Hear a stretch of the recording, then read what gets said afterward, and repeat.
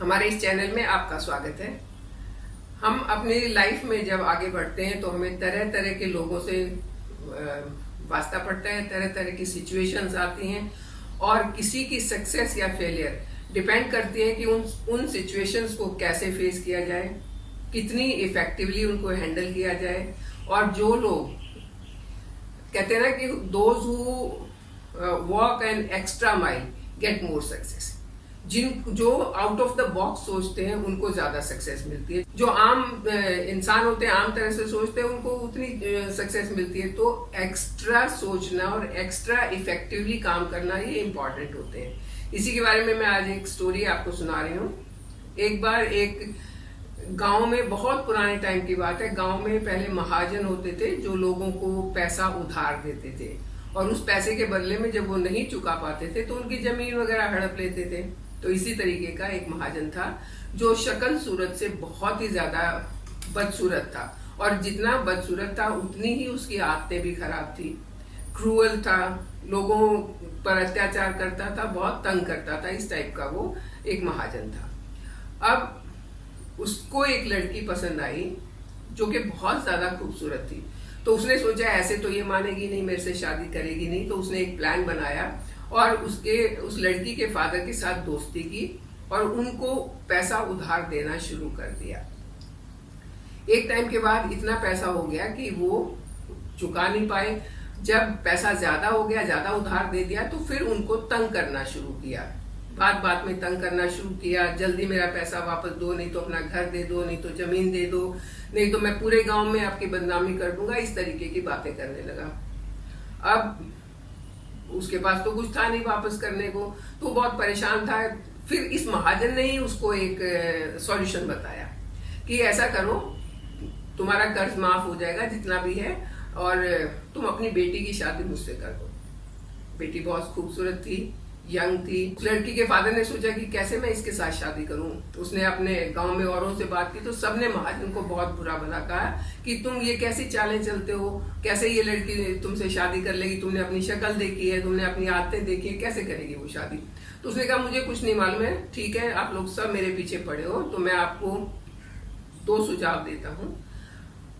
मैं एक बैग में 2 पत्थर रखूंगा, एक काला और एक सफेद। बैग ब्लैक कलर का होगा, उसके अंदर 2 पत्थर रखूंगा, एक काला और एक सफेद। ये लड़की उसमें हाथ डालेगी, उसको हिलाएगी और जो पत्थर ये निकाल के लाएगी उस हिसाब से फैसला कर लेगी। अगर तो इसने काला पत्थर निकाला तो इसका मतलब मैं कर्ज माफ कर दूंगा, लेकिन इस लड़की को मुझसे शादी करनी पड़ेगी। और अगर इसने सफेद पत्थर निकाला तो मैं कर्ज फिर भी माफ कर दूंगा, फिर इस लड़की की चॉइस होगी, ये चाहे तो शादी करे चाहे तो ना करे। सबने कहा हाँ ये ठीक है, it depends upon the luck of the girl कि कैसा उसको क्या मिलने वाला है। सब मान गए। दिन निश्चित हो गया कि उस दिन मैं ये पत्थर रखूंगा बैग में और सबके सामने ये निकालेगी। बाहर आंगन से में बहुत सारे पत्थर पड़े हुए थे। उस महाजन ने क्या किया, झुक के 2 पत्थर उठाए। अब लड़की की नजर उसके ऊपर थी। उसने देखा कि इसने दोनों पत्थर ब्लैक कलर के उठाए। ब्लैक कलर का क्या मतलब था कि कर्ज माफ होगा लेकिन लड़की को शादी करनी पड़ेगी उससे। अब उस लड़की के पास 3 चॉइस थी। एक किसी भी आम इंसान के पास 3 ही चॉइस होंगी, या तो वो पत्थर निकालने से ही मना कर देती क्योंकि उसे पता था दोनों ब्लैक पत्थर है उसमें, या फिर वो महाजन की चीटिंग सबके सामने रखती और उसको बेइज्जत कर देती, या चुपचाप वो शादी कर लेती। अब पहले 2 केस में वो लड़की शादी नहीं करती, महाजन भी बदनाम हो जाता, लेकिन उसके फादर का कर्ज माफ नहीं होता। उसके फादर का कर्ज तो ऐसे ऐसे बना रहता और महाजन उसको ऐसे ही तंग करता रहता। 3rd केस जो था, अगर वो शादी करती तो वो खुद दुखी रहती। तीनों में से कोई भी चॉइस सही नहीं थी।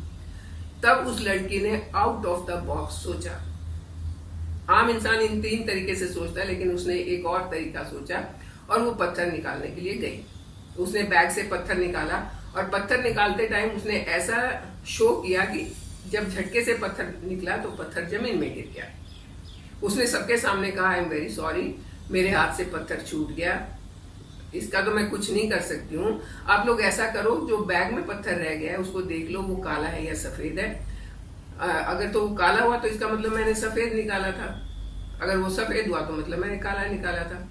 अब जब बैग में तो दोनों काले ही पत्थर थे, जब लोगों ने पत्थर निकाला अंदर से तो कहा भाई ये तो काला पत्थर है, लड़की ने सफेद निकाला था, इसका मतलब तुम कर्ज तो माफ करोगे लेकिन तुमसे लड़की शादी नहीं करेगी।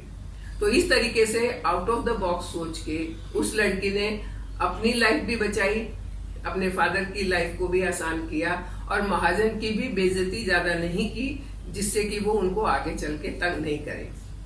तो ऐसे ही अगर कोई सोचता है, अगर हम किसी भी सिचुएशन में इस तरीके से आउट ऑफ द बॉक्स सोचते हैं तो हम अपनी लाइफ को बहुत आसान कर पाते हैं, हम किसी भी फील्ड में बहुत तरक्की कर पाते हैं।